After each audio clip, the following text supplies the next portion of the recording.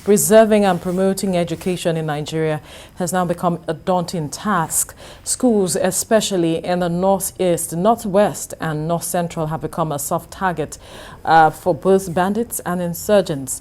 The activities of these criminals are threatening the survival of education and depriving thousands of young Nigerians in their right to and education. As we commemorate the International Day to Protect Education from Attack, we will highlight the benefits of education and urge for concerted efforts by all to ensure that the dream of many Nigerians are not crushed.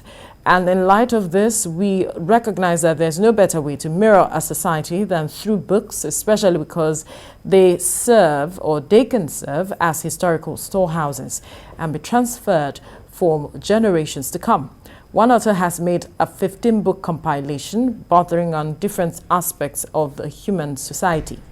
It details the experience of individuals and positive traits that people should imbibe to make for a better society. Well, joining me to talk about education in Nigeria and also his books is author and public affairs analyst Dayo Lomuagun. Good morning. Thank you for joining us. It's my pleasure. Good morning. Right. Let's begin with protecting education from attack in Nigeria, which we already see going on in the country as we speak. In fact, if you look at the papers yesterday while we were reviewing, one of the papers talked about the ongoing offensive in Zamfara and that some of the schools are being used as restrooms by bandits. And, that, struck a chord for me because that is supposed to be a room for learning for, children. And we have seen concerted efforts.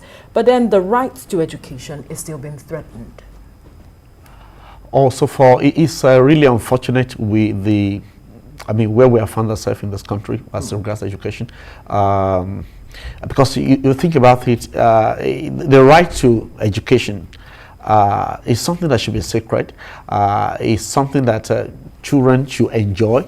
But when you see, and I know when there are wars, when there are fights all over the place, there's an international law around what you can do and what you can do. Now, such a thing is that you don't go after soft target like schools.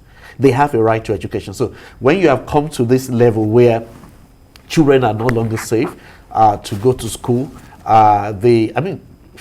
it's really sad. It's really sad. And the earlier we can quickly find a solution around this, the better. Better in this because if we didn't do anything about this, we're not only destroying today, we're destroying tomorrow.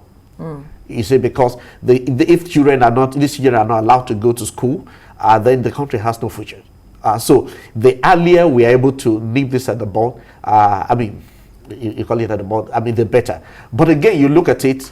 For me, I look at attacks on education from two sides, from the external source and from the internal source. So what we are just talking about, I think, is the aggression, is the attack from external bodies, your bandit, your Boko Haram, and all of that. But even come back to the schools itself, you see that they also attack on education. Now, attack around that is induced, that is policy induced, attack that is infrastructure induced, all manners of attack that is about your curriculum and all that. And you're wondering, apart from the external attacks, what is going on in the schools? Does it guarantee a future for those children and for the nation? So it's sad, and I thank God that we have such a platform like this where we can talk about this. You would recall that perhaps in the 60s and 70s, there was a time where there were exchange programs and all of that. People from even outside the country come to Nigeria. The level of education was something to be reckoned with even across the world. And one wonders, did we even get to this point, talking about the internal attacks of structures now? It's something that is a cumulative effect of the abandonment of schools and all that. So it didn't start yesterday. It didn't start today. Right. It's been over the years, and from one administration to another administration, and we play politics. We play lip service to education. You see, if you want to develop any country at all, go and look at the country that are making waves, that are making good progress. Now you see that they don't joke with their education. There are minimum standard here and there, whether UNICEF, whether I want to come budget for as a national budget for education, there are minimum standards. You see, but the moment that we are deviating and we think we are smarter than what should be the global practice, the best practice, then we'll run into issues like this. So it didn't start today, it didn't start yesterday, and but now it's staring us in the face. Now check the ranking of university, for example, in the world, and you see where the best university in Nigeria is. I can assure you, maybe, I mean, I'm not sure any one of them is in the first 400, in the first 100. You see, and it's like that. Now you talk about exchange program. Who will send their people to your country? I mean, at this level of education that we have. And the truth is, does it have to do anything with the people in Nigeria, the Nigerians? No. Nigerians, as far as I know, are one of the smartest people all over the world. Absolutely. Now, go to any country, go to the best school in the world. If you can find a Nigeria, I guarantee you that Nigeria will be within the first three that will be leading that school or that class. But then, so how do they perform when they go there? It has to do with your infrastructure, it has to do with your policy, it has to do with the lip service that we are paying to education. And until government, and it's not it's something that gives concern. But then if you look at our history from civil rule in the early days or after independence, then to military takeover, military khaki, some of them, they don't even know what this education is all about, how important it is, and they bastardize everything. You see, now, what do you do in schools? For me, I was telling somebody, I said, look, our school, as far as I'm concerned, most schools in Nigeria has become a breeding ground for criminals. Right. Now, where education is supposed to be going, and that's why I was talking about internet attack. You hear all manners of things that you can never have imagined that will be going on school. So it's sad, but I hope we're able to. I mean, I hope the government comes. I mean, they get a larger responsibility, and it's even beyond government alone. It has to do with a culture. It has to do. I mean, go back. I'm not so old, but I remember my primary school days, even the secondary school, and I remember what my parents told me. How schools run. How it takes the whole community, the whole village to train the child. Yes. But this day you hear about, and I respect the right of children, you hear about you cannot discipline school, you cannot, so all manner of things, talk about policy, talk about curriculum. Now in school, you go to school, and I'm not sure whether they're still doing things like history. You see, if you want to destroy people, let them forget their history, let them forget where they're coming from. If you're able to do that, you destroy them in no time. And that is what is happening to Nigeria. So ESA will now wake up and see what we can do to quickly salvage what we have on ground. Well, when we're talking about what we can do, what exactly can we do, and where do we begin to address this? Because we cannot just, the responsibility is both for federal and state government as it is. So I think the starting point is the issue of insecurity. We've got to address that first. Right. And we have to address it quickly. Again, how ready are we? We are not sure. We hear all kinds of conflicting information as to why insecurity is still continuing in Nigeria. We're still here where we are. So let the government show the willpower and the readiness to tackle insecurity. Somehow, these children must go back to school. It is their right. And Nigerians all over the place got to be protected. So let's see how we can tackle insecurity. Having done that, now I know there are so many calling for attention, and we need money all over the place. So, but when it comes to budgeting, let's see education as top priority. So you talk about education, you talk about health. Let's see this as a top priority, where we want as much as possible to meet the minimum standard. Vote the money, let the money be, and use those money judiciously. There's no point just voting billions and billions of money of naira to education, and at the end of the day, we can't see anything on ground. So how much are we budgeting for education, and how judiciously are we using those money? Now we need to answer that. Again, you also need to address things around your curriculum. Now, the curriculum we have, does it actually prepare a child for the current world, for the current thing that is going on in our time, for this generation? That has been a concern of a lot of now, because you look at, if the note that my teacher taught me in the 80s is still relevant now, then I don't think we're doing education. Because the world is moving fast. People are talking about all manner of phenomena that it is so strange to the Nigerian child. You go to the village, they don't hear it. And people are using internet free everywhere. Now we cannot do, most schools cannot do, if 90% of your schools in Nigeria cannot do virtual learning because there's no internet. But this I think you get freely in other places. Absolutely. So we need to address these things. Once, and when it has to do with our culture, our tradition around education. Again, education starts from home, from the family. So parents cannot abandon their work. And when they abandon their work, the children go to school, you make the work difficult for teacher. You say teacher cannot discipline, they cannot do this, they cannot do that. And I'm not saying people should go into excesses, but I'm saying those basic things that they were doing with us when we were growing up and they helped. Why are we deviating from that? You know, so we need to address all of this, and it takes a lot of will, a lot of willpower from. And it seems, you know, players. Like we mentioned earlier, you are an author, and some of the things you have pointed out, talking about some of these things, education beginning from home, addressing some of the issues. You have your books here, also speaking to all of some of the issues that we have raised. You have about 15 books that you wrote recently, and will be launched. 50 of these books, and I'm wondering what inspired that. That's a lot.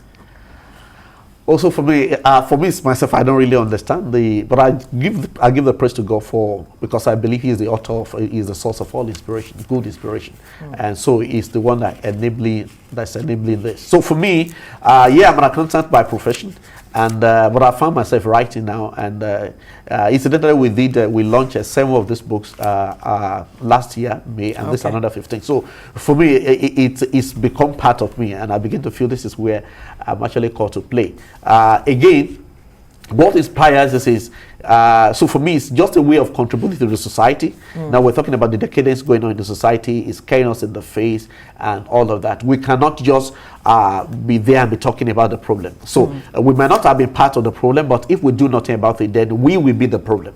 And this is your way of trying to address some of the problem. Let's look at one here, talking about, the title is The Conversation. The Conversation. Ageless wisdom from unusual quarters. And these challenges individuals to good morality and continuous learning. When you look at one of the chapters here, it's a perception is everything. Perception is everything. Really? It's everything, because I mean, you can bring a glass of a glass of water that is half full or something. So you can say it's half full or half empty. So it's about perception and how we relate. How ultimately what you gain out of life is your perception of life itself. It's your perception of the what nature has blessed you with, whether it's animal, whether your fellow human beings and all that, and your system. So the perception is everything. If you persist on it to be good, it determines how you react to it. If you think it's not good, it determines what you want to do with it. So I think perception is really everything. And the conversations is around such wisdom that we find in animals, such wisdom that we find in nature that we destroy. Eventually, the way God has designed it is we cannot survive without nature. So the earlier as human beings that we understand that, and we try to respect nature, rise to respect other animals and plant and conserve nature, the better for us. The health of nature is our health. Which is one of the key issues that has been spoken about over time, talking about nature. We as humans, conserving nature and the environment, basically. Another one here is Bambi the Foolish Goat. And I'm wondering, okay, this, I guess, is a collection of stories or just about the goat itself? Yeah, so about 7 of those books are actually for the junior grade. So Bambi the Foolish Goat is one of them. So there's a story that addresses particular issue, particular morals in the society. So like this one, the Foolish Goat, ultimately what I'm trying to what I was driving at is the issue of trust. You cannot trust everybody. So be careful who you trust. And also, as an individual, trust is like an account. So when people trust you, it's easy to trust people. But once you meet people, once you do things that erases those trust, then it's usually difficult to build it back. And some of the things which is a very key issue that a lot of persons have been talking about that is missing in our society today. One of the reasons why we have agitations here and there with regards to what we see going on around us. Another one here is Chief Kojo and the August visitor. And I like the beginnings. Kojo was born into a poor family in Agatu community. It reminds me of books I read those days. His father, Kofi, and his mother, Adzu, were both farmers. Although they were poor, they were very Honest. Now, this addresses honesty. It addresses honesty. So it addresses honesty. It addresses the fact that so the Kojo, the August visitor. You see, sometimes we get so pious that we forget to relate to the next human being well. So you cannot say you are godly. You cannot say you are righteous. You cannot say you're pious if you are not treating the people around you well. So don't expect that God will visit you in form of angel or something or lightning or something. He will visit you through your fellow human being. So whatever you have done to them, you have done to God, which is just a summary of it. Another one here is Sabinto, the superstar. Once upon a time in Odogu community, there was a man named Jela. He was not educated because his father did not permit him and his siblings. Right. So parents not being able to, just days, some parents do not send their children to school. So Sabinto, the superstar, so incidentally it's around the values of honesty and honesty.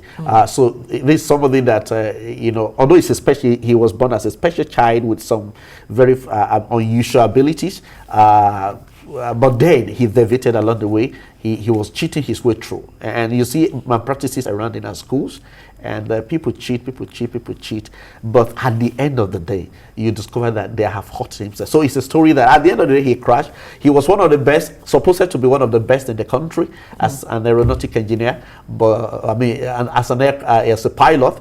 But then he crashed at the end of the day because he was cheating.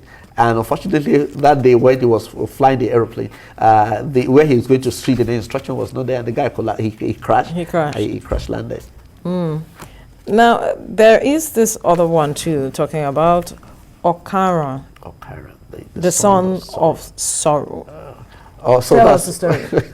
Okara, the son of sorrow is a story around just telling children that, look, your parents are investing heavily on you, the society is investing heavily on you, and they expect some dividend at the end of the day. They expect some return. If you won't at least bring the return. Don't destroy their name. Don't destroy whatever they have used all their life to labor for. So it's a story of, one of the boys. So it's a particularly poor village, but then they ask, okay, how do we get out of this? Like we're talking about education. They know that the way out of poverty in the village was to be educated, industrialization, but they don't have access to that. So the whole community sponsor about 3 of them to say, go to the city and go and learn all of those things. Then after years, come back and show us the way here, which is what they did.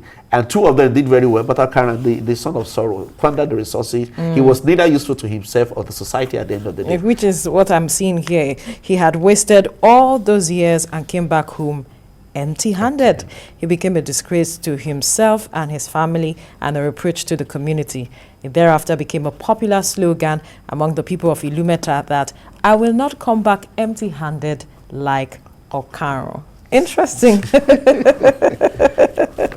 I guess parents would be, these are books that parents should be interested in if you say you want to inculcate values into your children. The reading culture is slowly dying in the country. One aspect that a lot of persons are also concerned about.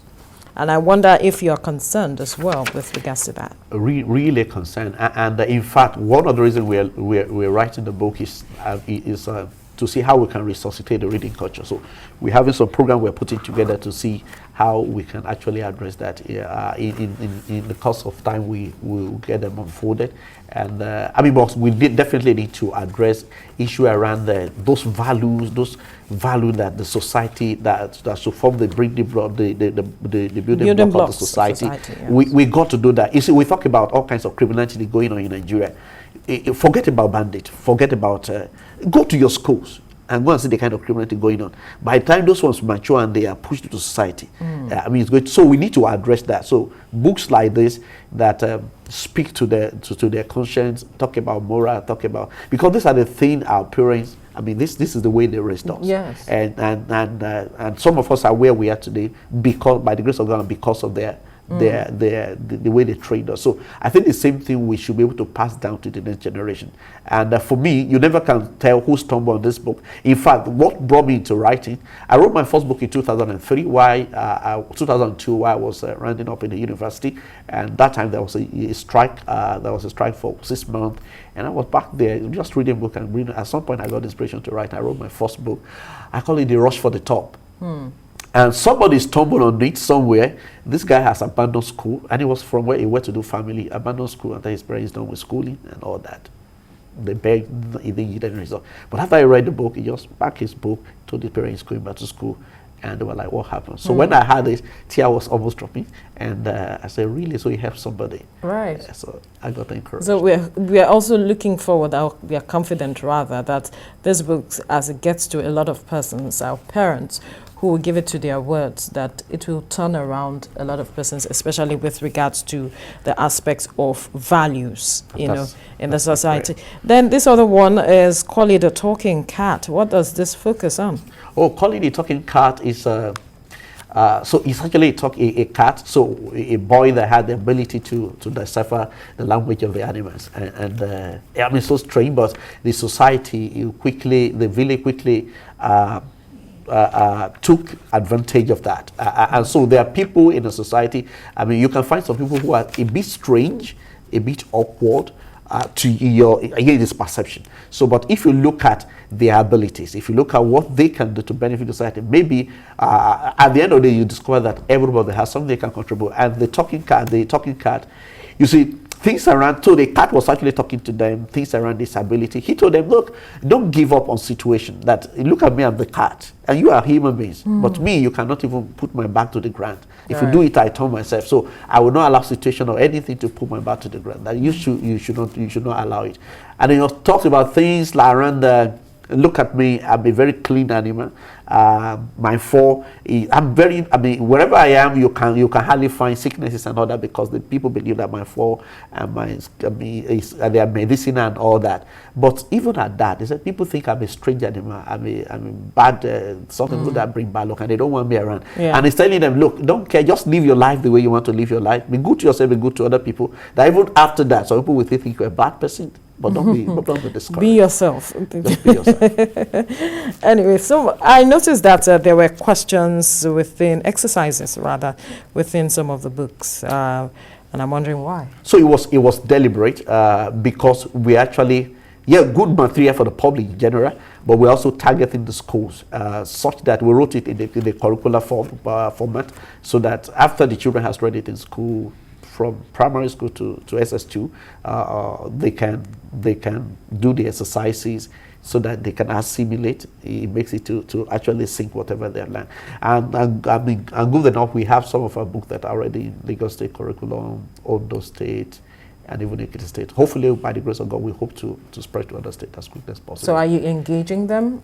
Yeah, so we are submitting application, the process of bringing books to the curriculum. So you submit application and get a review and others to do that. And if they think your book is good, they adopt it for the curriculum. So we narrowly miss that process for some of the states, but we are hoping that maybe next year and the years to come, we can push out the application and get some of those states too. So as we commemorate a day like this to protect education from attack, perhaps this one of the means to also ensure that education, culture, values are also preserved in the society over time. But then your final word on this issue of protecting education against attack, and then we close this conversation.